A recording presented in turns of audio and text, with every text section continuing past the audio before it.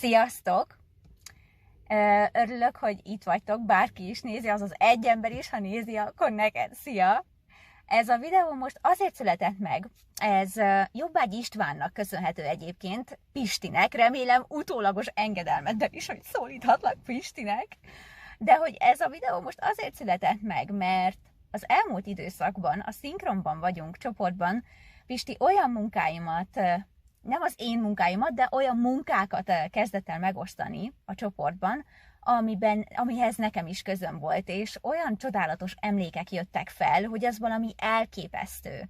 Szóval köszönöm neked ismételten, Pisti, még mindig remélem, hogy szólíthatlak így, de hogy olyan emlékeket hozott fel, hogy ez valami elképesztő, és nagyon örülök neki, és nagyon hálás vagyok, és most ilyen memóriamámorban élek az elmúlt napokban azóta is.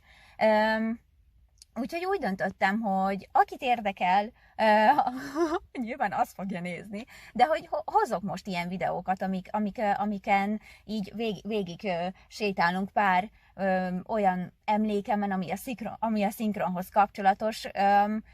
Nem fogom többször fölvenni, ezek nem vágott videók lesznek, ez most full így, ahogy vagyok, én ezen nem fogok javítgatni, csak ami eszembe jut, azt úgy megosztom veletek. Úgyhogy csak előjáróban annyit, hogy nagyon sokan, jó, páran írták, hogy kár, hogy nem szinkronizálok. Ezt amúgy nagyon is köszönöm, ezt a kárt, köszönöm.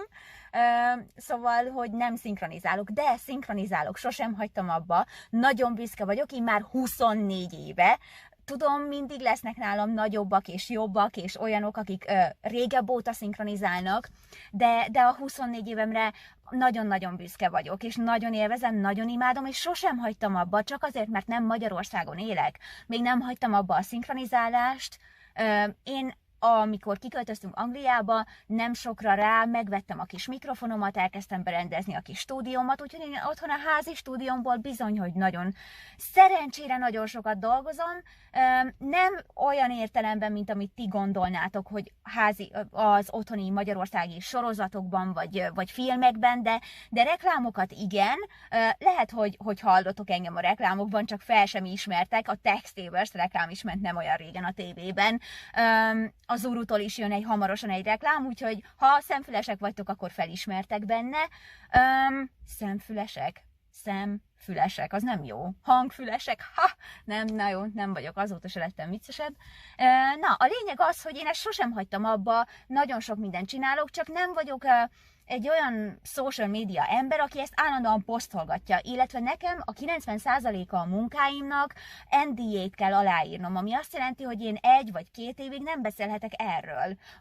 Addig amíg engedélyt nem kapok, vagy le nem jár ez a szerződés, és mire odáig eljutok, én már azt sem tudom, hogy mi van. Úgyhogy, na mindegy, most elkezdtem felfedezni ezt a social media dolgot, úgyhogy talán többet fogok majd posztolni, remélhetőleg, de most én ezt elindítom, ezt a memórián végigvágtatunk dolgot, úgyhogy most ez ilyen előkarácsonyi ajándék, nem tudom, én jövök majd posztokkal, vagy videókkal, és nagyon remélem, ti szinkronos társaim, hogy csatlakoztok hozzám. Aki egyébként szeretne, csinálhatnánk egy élőt is, ahol egymást kérdezgetjük, meg beszélgetünk, meg biztos, hogy egymásból kihoznánk egy csomó történetet régről, úgyhogy akinek egyébként ez lesz kedve, az írjon rám, aztán megbeszéljük. De 2 dolgot szerettem volna csak mondani, ugye az egész a Világok harcából indult, hogy Pisti azt a munkát rakta ki, drága jó Csörögi Pisti bácsival és Kajdácsi Brigivel csináltuk, nagyon-nagyon büszke vagyok rá, nagyon örültem, hogy megkaptam, tényleg ez volt az első castingos szerepem, nagy szerepem, amit megkaptam, 1,5 vagy 2 év tömegezés után, úgyhogy én nagyon büszke voltam rá, és tényleg az, hogy engem mennyi mindenre megtanítottak, elsősorban Pisti bácsi, de Brigi is, és annyira kedvesek voltak, és soha egy rossz szavuk, semmi, csak a kedvesség, és tényleg én annyira akartam tanulni, én annyira menni szerettem volna, én annyira a legjobb szerettem volna lenni, hogy adjátok a tudást, mondjátok a tudást, és én szeretnék jó lenni. És akkor még erre volt idő, nem tudom, hogy mostanában hogy van, de akkor még erre volt idő. Volt idő, hogy engem tanítsanak. Volt idő, hogy a rendezés az abból is álljon, hogy magyarázzanak, hogy hogyan lehetnék jobb, hogyan képezzem a hangokat, honnan jönjenek ezek a dolgok. És ugye az ominózus, amikor tényleg rohadt nagy pánikban voltam, hogy mi az, hogy nem tudok sikítani úgy, ahogy kell. Hát én hallom, hogy Dakota Fanning hogy sikít, Pisti bácsi is próbálja átadni a tudást, de nekem nem megy. Hát miért nem megy? Hát a fejemben kész, nekem lefőtt a kávé, ott állok, nem tudom én 6-7 évesen, nem értem, hogy miért nem megy. Hát miért nem megy, mert ugye még nem voltam teljesen tisztában azzal, hogy kell ezt kontrollálni, és én most itt egy sikításról beszélek, ami abból állt, hogy nekem addig a sikítási repertoárom az csak ennyi volt, hogy kocsiban vagyok, nem nagyon akarok, de hogy ebből állt, de hogy nem, hogy ennek van több formája, van ordítozós, van meg van pánikos, hogy meg mit tudom én, csókolom, meg van még másfajta is. Amit mi kerestünk, az azt hiszem, az valami hasonló volt, hogy na erre nem voltam képes, és nem tudtam, hogy kell. Talán a kettő között is, és most már szerencsére ez jobban megy, meg merek, még így a kocsiban is, hogy az emberek így bámulnak, de hogy ez nekem nagyon nehéz volt akkor, és tényleg annyit mondott, hogy semmi baj, Mártika, ez most nem megy, nem probléma, ne is agyaljak ezen, most menjünk szépen tovább, majd meglátod, hogy alakul a film, belejössz a karakterbe, és majd a nap végén visszatérünk rá. Visszatértünk rá, megértettem, hogy mit mondott, és sikerült. És amikor kijöttem is, még ott nyugtatgatott, meg tényleg így magyarázta, hogy honnan képezzem ezeket a dolgokat, hogy tényleg arra kell törekedni, hogy élethű legyen az egész, és imádtam, és Brigi is odabent volt olyan, ugye Brigi odabent volt, Kajdácsi Brigitta, ugye a rendezőasszisztens, ő bent ült velem, ő bent ült a kis asztalánál, Csörögi Pisti bácsi meg odakint, és volt, hogy tényleg felállt az asztaltól, odajött elém, és akkor próbálta elmutogatni, meg minden, hogy ezt hogyan is kellene intézni. Hát nagyon aranyosak voltak, és erről csak egy vicces sztori jutott még eszembe, hogy ugye Fehér Józsi volt a gyártásvezetője ennek a dolognak, és tök vicces, hogy ő vele úgy találkoztunk, hogy azt hiszem talán egy ebédlőben meghallotta, ott a Maffienben hallotta, hogy beszélgetünk anyával erről az egész szinkronról, akkor még más szinkronizáltam, pontosan már nem emlékszem, hogy mit. Az a lényeg, hogy följött egy beszélgetés, és mi akkor ismertük ott meg egymást, és mondta, hogy úristen, hogy jön egy film, egy nagy film, ahova pont kislányhangokat keresnek. Azt mondja, hogy szerinte én túl fiatal leszek hozzá, de jöjjek már el az irodába anyával. Hívjuk fel a rendezőt, és kérdezzük meg telefonon, beszéljek vele, és hallgassa meg ő is, hogy mit gondol. De hogy szerinte túl fiatal leszek, de ez olyan nagy lehetőség lenne nekem, mert úgy érzi, hogy ebből nagy sikerfilm lesz. Jó, felhívom a rendezőt, beszéltem vele, hát igen, sajnos tényleg túl fiatal voltam, nagyon vékony volt a hangom, de örült, hogy hallott, mondta, hogy ha majd lesz más, akkor majd beszéljünk. Tehát, hogy ott majd tartjuk a kapcsolatot, és a mai napig annyira ki vagyok ettől, tudjátok, melyik volt ez a film? A Harry Potterből Hermione szerepére akarták kiküldeni az én hangomat is. És annyira ki voltam, amikor megtudtam, hogy tényleg már akkor megmondta a Fehér Józsi, hogy mekkora nagy durranás lesz ebből. De persze, most aztán, miután ugye ez lement a mozikban, és ugye hallottam a Gacsal Ádám, Berkes Bence és Szabó Luca triumvirátust, nagyon boldog vagyok, hogy így alakult, mert és ezt őszintén mondom, ennek így kellett történnie, mert zseniálisak vagytok, fantasztikusak vagytok, úgyhogy örülök, hogy végül nem így alakult, mert én szerintem ezt csak elrontani tudtam volna. Viszont milyen menő lett volna itt kint Angliában, hát a Harry Pottert mindenki ismeri. Hát milyen menő lett volna, mibe szinkronizálsz Harry Potter? Wow! Hát nem, de hogy attól függetlenül tényleg nagyon szép munka, és így kellett, hogy alakuljon, de hogy ez egy tök jó kis történet Fehér Józsival, hogy majdnem ki lett küldve a hangom, majdnem én lettem, 30% esélyem volt, hogy én legyek Hermione a Harry Potterben. Úgyhogy igazából ennyi. És még egy sztorit annyit, hogy Pisti, te kiraktad az én oldalamra a Snoopy-t. Hát én 3 órán keresztül gondolkodtam, hogy te miért raktad ki a Snoopyt az én oldalamra.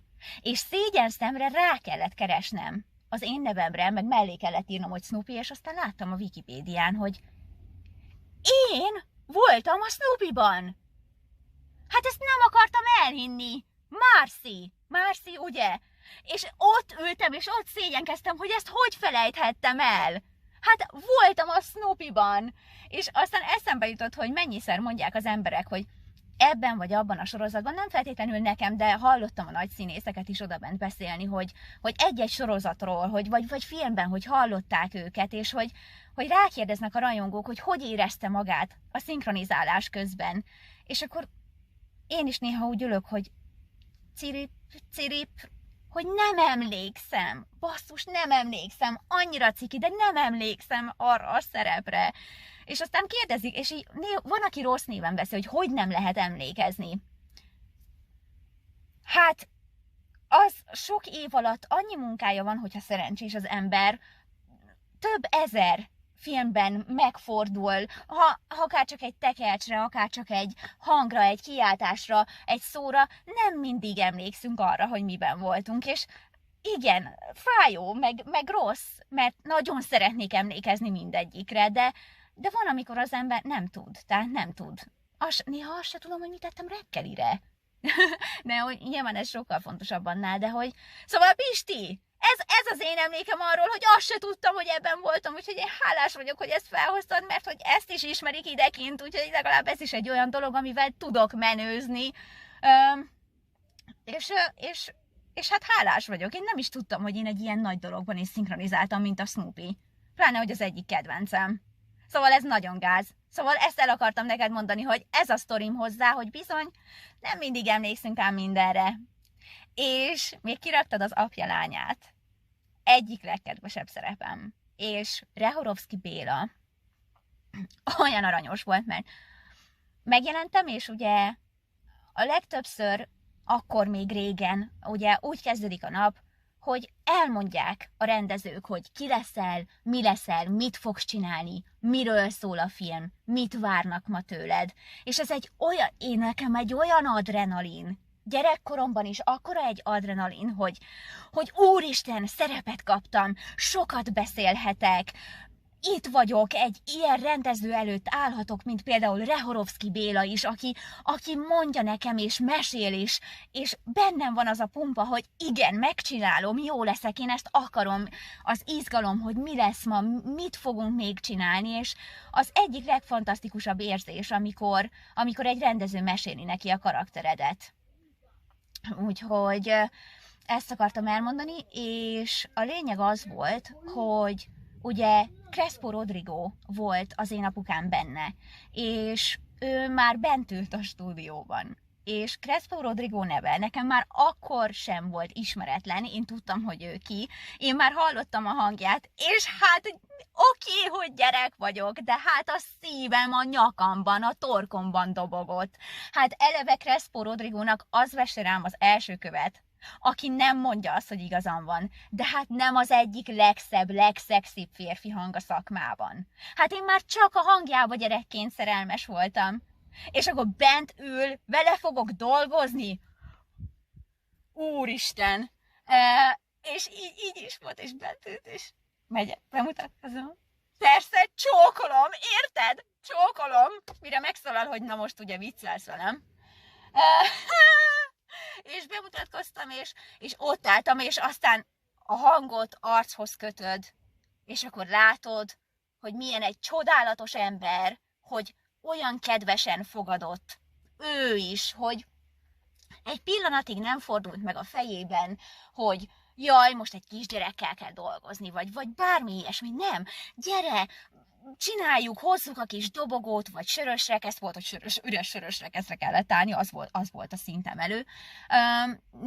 És tényleg már abban a pillanatban tényleg ő is úgy kezelt, mintha igazából a gyermeke lennék. És ez annyira jó érzés, mert akárhányszor együtt dolgozol úgy, hogy te vagy a kicsi, és a szülőkkel vagy együtt, a szülőhangokkal, automatikusan tényleg kialakul egy ilyen dolog, hogy tényleg kicsi, le leesd a dobogóról, meg hogyha valami vicces volt, ugye ezt leírtam a posztomban is, bocsánat, hogy ezt még egyszer elmondom, de el kell, hogy fantasztikus tényleg,